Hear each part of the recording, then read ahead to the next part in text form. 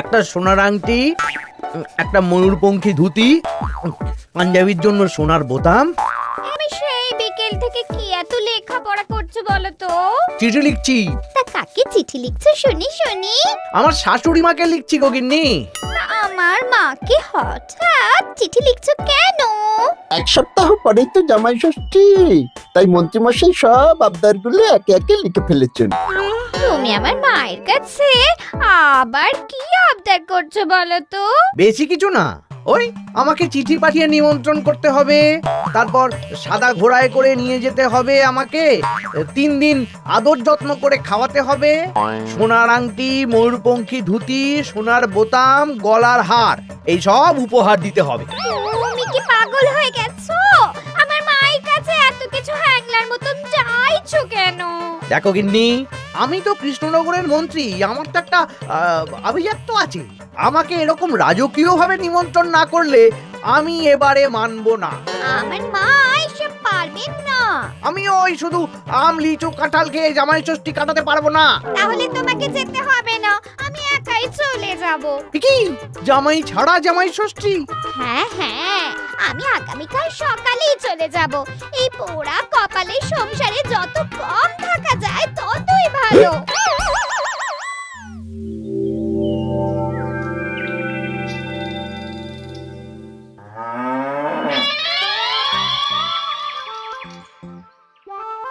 এই চলো চলো চলো চলো।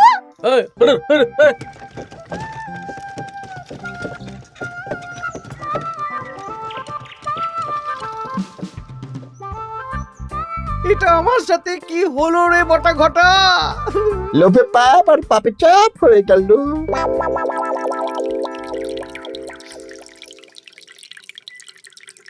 বাহ বাহ, আজ সবাইকেই বেশ খুশি খুশি দেখাচ্ছে। সামনেই তো সবাই শ্বশুর বাড়ি খেতে যাবে, তাই মুখে এত হাসি খুশি ভাব মহারাজ। হ্যাঁ, পরের সপ্তাহেই তো জামাই ষষ্ঠী। তা মন্ত্রী, তোমার কি খবর? আমারও ভালোই খবর। তুমি এত চুপচাপ কেন? আমার জন্য তো আমার শাশুড়ি মা এলাহি আয়োজন করেন, এবারেও নিশ্চয়ই করছেন। কিন্তু গিন্নিমাকে যে দেখলাম আজকেই আপনার শ্বশুর বাড়ি চলে গেলেন, মুখটাও কেমন ভার ভার ছিল। আপনার সাথে ঝগড়া হয়েছে নাকি? এই না না, ঝগড়া কেন করতে যাব? আমি তো গিন্নির সাথে মিষ্টি সুরে কথা বলি। তা গোপাল, তোমার কি খবর? আমার আর কি মহারাজ, এখন তো আর আমি জামাই ষষ্ঠী যাই না, আমাদের নিজেদের মেয়ে জামাই আছে, তাদের নিয়েই ব্যস্ত থাকি। ও, তাই এবারে তারা আসছে তো? হ্যাঁ, আমার গিন্নি তো তাদের জন্য অনেক ভাবনা চিন্তা করে রেখেছে। ওই আম, কাঁঠাল, লিচু তো আছেই, তার সাথে ওই ইলিশ মাছ, কাতলা মাছ, 5 রকমের সবজি, 2 রকমের ডাল, আরো কত কি। বাবা বাবা, বেশ বেশ, তাহলে তোমাদের সবার জামাই ষষ্ঠীতে ছুটি থাকবে। সব কেনাকাটা করতে হবে তো।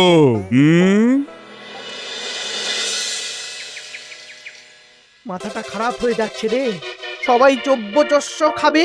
মন্ত্রীমশাই, এই তো সুযোগ। কিসের সুযোগ?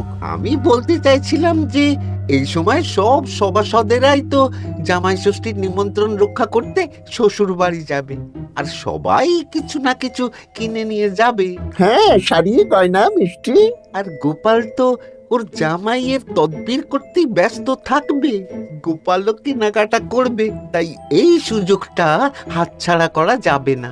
হ্যাঁ, সবাই হাত খুলে খরচ করে কেনাকাটা করবে, আর আমি ওই কেনাকাটায় ভাগ বসাবো। একদম এইটাই বলতে চাইছিলাম। শোন, তোরা শুধু ভাবনা চিন্তা করে নে কিভাবে কুচির কাজটা করা হবে। আমি আগামীকাল রাজসভায় একটু বিশদে জেনে নেব যে কে কি কবে কিনছে। কেমন? বেশ, তাহলে তো কাজ আরো সোজা হয়ে গেল।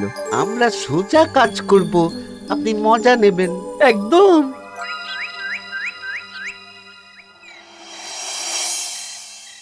এই কি বলছি শোনো না। মুখ চলছে, কান খোলা, বলে ফেলো।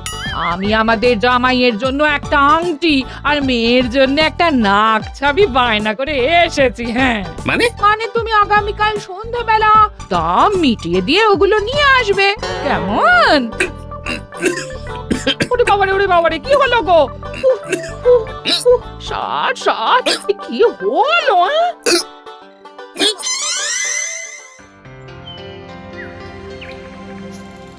তোমার মুখ ওরকম বাংলার পাঁচের মতো হয়ে আছে কেন? আর বলবেন না মহারাজ, গিন্নি আমাদের মেয়ে জামাইয়ের জন্য একটা আংটি আর একটা নাক ছাবি বায়না করে এসেছে। আজ সন্ধেবেলা আবার সেগুলো নিয়ে আসতে হবে। গোপাল তাই খরচের ভয়ে পাগল হয়ে যাচ্ছে। তা বাকিদের কেনাকাটা কত দূর? আমি ভাবছি ওই আগামীকাল দুপুরেই সব কেনাকাটা করে নেব। শ্বশুর মশাইয়ের জন্য ধুতি, শাশুড়ি মায়ের জন্য ভালো শাড়ি, হ্যাঁ, আর তারপর ওই ফল মিষ্টি আরো অনেক কিছু, হ্যাঁ, সব কিনতে হবে। আমি তো ভাবছি আজকেই কিনে রাখবো, সন্ধেবেলা একটু যাওয়ার আছে। আমি তো বিয়ে করিনি, তাই আমার জামাই ষষ্ঠী নেই। আমি তাই হাত গুটিয়ে বসে থাকবো। আর বাকিদের? আমার মহারাজ, বুঝে গেছি তোমরা এখন থেকেই ব্যস্ত হয়ে পড়েছো। ঠিক আছে, তাহলে আমি এখনই ছুটি ঘোষণা করলাম।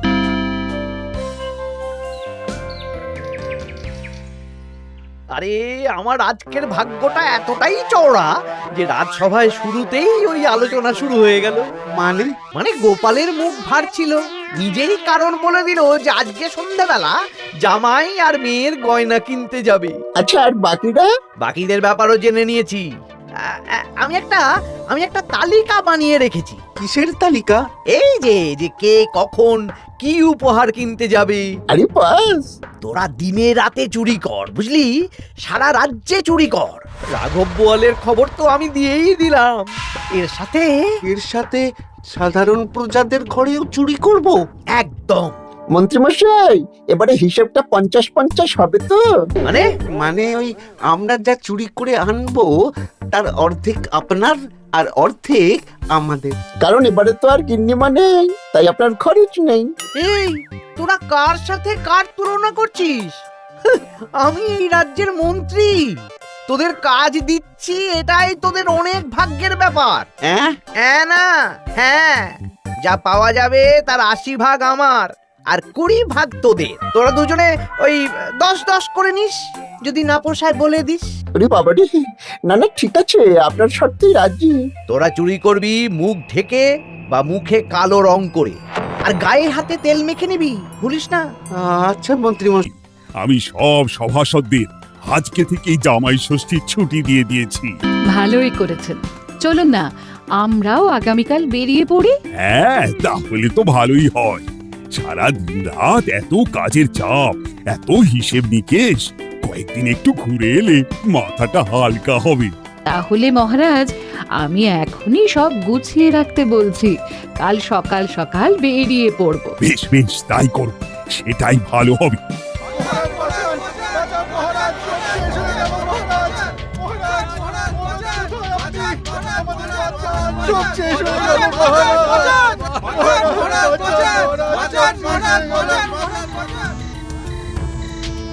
আমি তো আমার শ্বশুরের জন্য একটা পাঞ্জাবি কিনে এনেছিলাম, জানলা দিয়ে চোর শিখ বাড়িয়ে ওই নতুন পাঞ্জাবি চুরি করে নিয়ে পালিয়েছে। আমিও একটু আগে ওই দুটো থলে নিয়ে কেনাকাটা করে ফিরছিলাম, তারপর দেখি দুদিক থেকে দুটো কালো মতন মুখের লোক এলো আর ছোঁ করে আমার হাত থেকে দুটো থলে নিয়ে পালালো। ছি ছি সেনাপতি, তুমি না আমাদের রাজ্যের সেনাপতি, আর তোমার হাত থেকে চুরি হয়ে গেল? দুটো চোরকে ধরতে পারলে না? অনেকক্ষণ ছুটে একটা চোরকে ধরে ফেলেছিলাম মহারাজ, কিন্তু ওর হাতে এত তেল মাখানো ছিল যে যেই হাতটা ধরি অমনি পিছলে পালিয়ে যায়। মহারাজ, আমার তো বাড়ি থেকে দুটো পাতা কাঁঠাল নিয়ে পালিয়েছে, সাথে একটা রূপোর বাটি। ভেবেছিলাম এই বছর জামাইকে রূপোর বাটিতে পায়েস খাওয়াবো, কিন্তু সর্বনাশ হয়ে গেল। বলো কি? আমি তো ভাবছিলাম কালকেই নিজের শ্বশুর বাড়ি চলে যাব, কিন্তু এই পরিস্থিতিতে কি করে আর যাব বলো তো? শোনো সেনাপতি, সবাইকে বলে দেবে আগামীকাল রাজসভায় আসতে, আর রাজ্যে সুরক্ষার ব্যবস্থাও বাড়িয়ে দাও। আচ্ছা মহারাজ। বলি, দামটা আর একটু কমাও না। না না না, এর চেয়ে কমে দিতে পারবো না। তুমি যা বলছো তাতে শুধু আংটি হবে, কিন্তু নাক ছাবি হবে না। আরে বাবা, আমার এখন হাত টান অবস্থা, তুমি বোঝার চেষ্টা করো। এক কাজ করো, আমাকে আমাকে তুমি ধারে দিয়ে দাও। আমার কাছে গয়না কেনার একটাই মূল মন্ত্র, আজ নগদ কাল ধার। হয় নগদ দাও, নইলে খালি হাতে যেতে হবে। বেশ, আমি তাহলে কালকেই আসবো, ধারে নিয়ে যাব। হ্যাঁ, বাবা রে বাবা, কি শেয়ানা বুদ্ধি! উহ,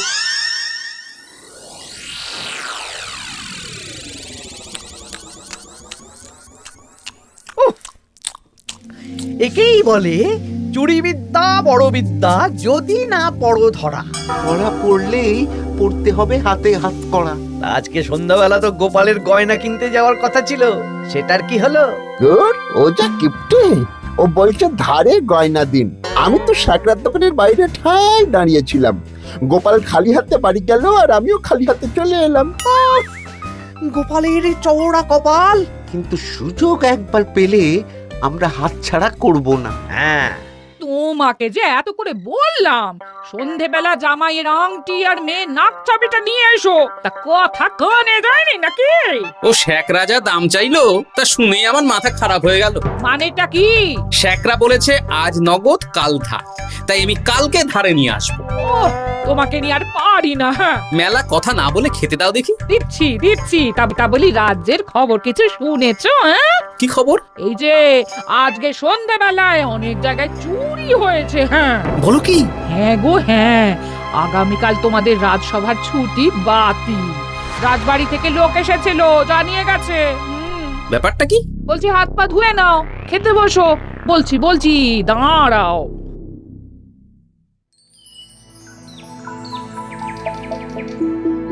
রাজ্যে এতগুলো লোকের বাড়ি থেকে চুরি হয়ে গেল।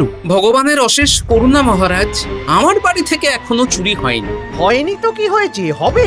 তোমার বাড়িতেও চুরি হবে। বাবা, মন্ত্রীমশাই, আপনি কি আগে থেকেই জানেন নাকি যে আমার বাড়িতেও চুরি হবে? তা চোর কি আপনার মাস্তুতো ভাই নাকি? কি মন্ত্রী, তুমি কি চোরকে চেনো? সত্যি মন্ত্রীমশাই, আপনি চেনেন? চেনেন? না মানে এই চিনি না আসলে, ইয়ে করলাম, মানে আন্দাজ করলাম।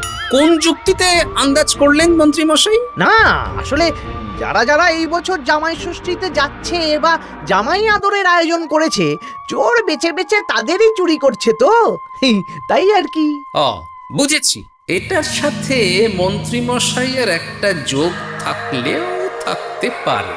আচ্ছা, যে জন্য তোমাদের ডাকা, তোমাদের যে দীর্ঘকালীন জামাই ষষ্ঠী উপলক্ষে ছুটি দিয়েছিলাম, সেটা বাতিল করে শুধুমাত্র জামাই ষষ্ঠীর আগের দিন থেকে জামাই ষষ্ঠীর পরের দিন পর্যন্ত ছুটি থাকবে। আচ্ছা মহারাজ। আর সবাই একটু সাবধানে থেকো, দিনকাল খুব খারাপ। মন্ত্রীমশাই অত জোর দিয়ে কেন বললেন কথাটা? ব্যাপারটা ভেবে চিনতে দেখতে হবে।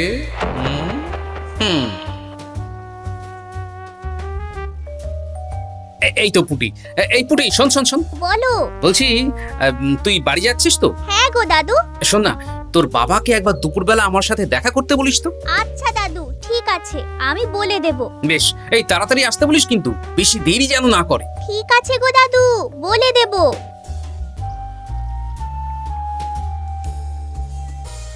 এবারে বিজ্ঞানীর বাড়ি একবার যেতে হবে। এটাই কাজ হবে তো বিজ্ঞানী? আলবাত হবে। এই হলো আমার আবিষ্কৃত বিশেষ চুলকানি চূর্ণ। একবার লাগলে 10 ঘন্টা চুলকবে। ঠিক আছে।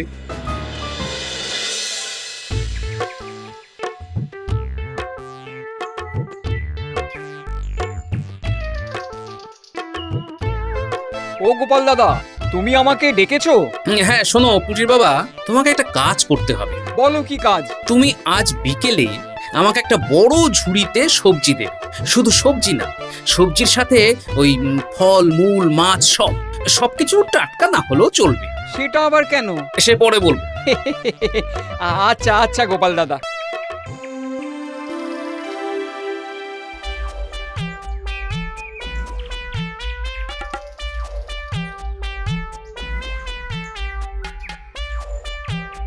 বাবা, পুটির বাবা, এত শাক সবজি ফল নিয়ে বাড়ি যাচ্ছ নাকি?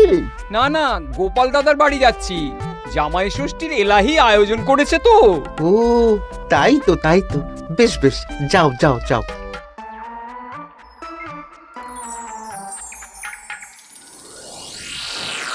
বলিস কি রে? হ্যাঁ, নিজের চোখে আমরা দেখে এলাম। যে পরিমাণ শাক সবজি ফল আছে সেই সব দিয়ে আপনার ওই 1 সপ্তাহ চলে যাবে। তাহলে এই সুযোগ হাতছাড়া করা যাবে না। আজকে ওঁত পেতে থাকবি, কোন রকম সুযোগ পেলেই নিয়ে আসবি। আচ্ছা মন্ত্রী মশাই। এই এসব তুমি কি মেশাচ্ছ ঝুড়িতে? হ্যাঁ, চুপ, এটা চোরের দাওয়াই। এখন এই ঝুড়ি এখানেই থাকবে, যদি মন্ত্রীর কথা মতন চোর বাবাজি নিলেই ফাঁসবে। যাও যাও, আমার জন্য একটু মুড়ি বাদাম নিয়ে এসো, যাও।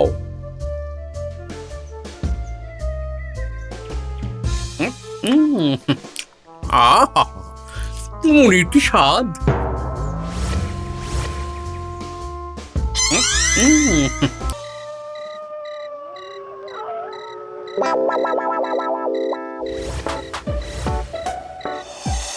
এই কটা সবজি ফলগুলো আমাদের জন্য অপেক্ষা করছে, দেখ দেখ। এ তো দারুণ সুযোগ, দরজা জানালা ভাঙার, শীত কাটার কোনো ব্যাপার নেই। ঠিক, তাহলে আর দেরি কেন, চল।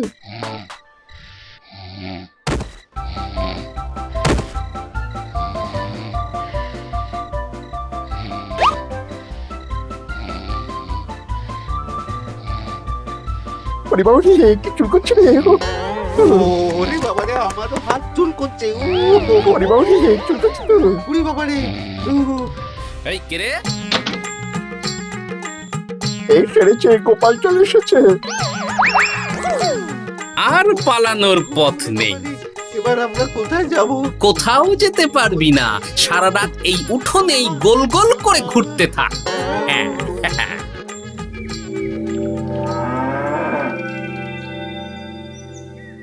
ও এখনো বেটারা এলো না। ওরা ধরা পড়ে গেল না তো? ধরা পড়ে আমার নাম বলেনি তো? না না, আজ আর রাজসভায় যাব না। বলবো বলবো আমার শরীর খারাপ, আমি চুরির কিচ্ছু জানি না। হ্যাঁ,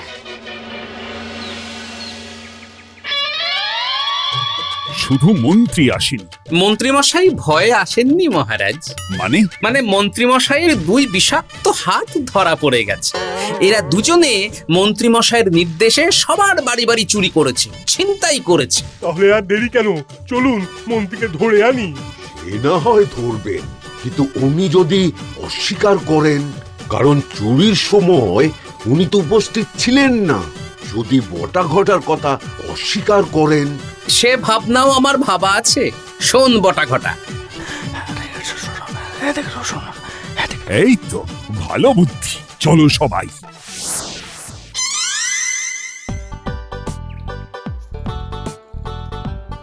ও মন্ত্রী মশাই। আরে বটার গলা না, দাঁড়া, দরজা খুলছি।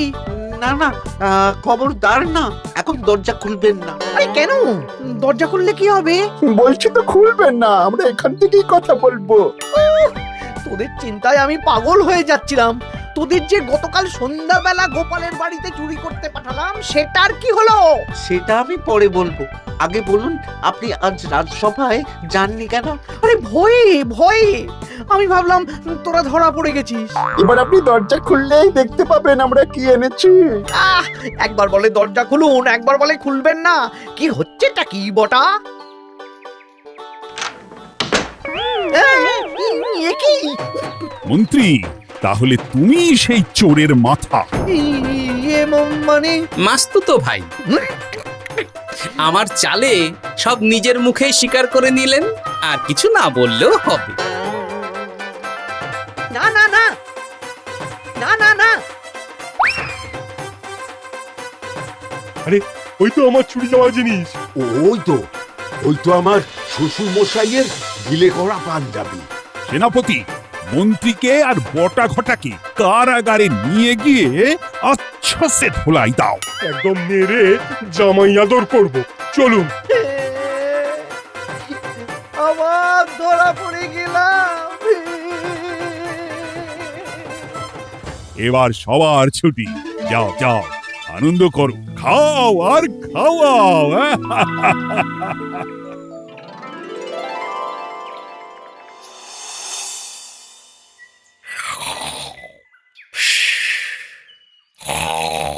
কি গো, বলি বেলা তো অনেক হলো, উঠবে তো নাকি? কাল সারা রাত যা ধকল গেছে, তাই একটু বেশি ঘুমিয়ে পড়েছিলাম। বলি ধকল আবার কি? দিব্যি তো ঘুমাচ্ছিলে। সেটা তুমি বুঝলে তো হয়েই যেত গিন্নি। আসলে সামনেই তো জামাই ষষ্ঠী, তার উপর তুমি যা আয়োজন করেছো, সেটার ধকলেই স্বপ্ন দেখছিলাম আর কি।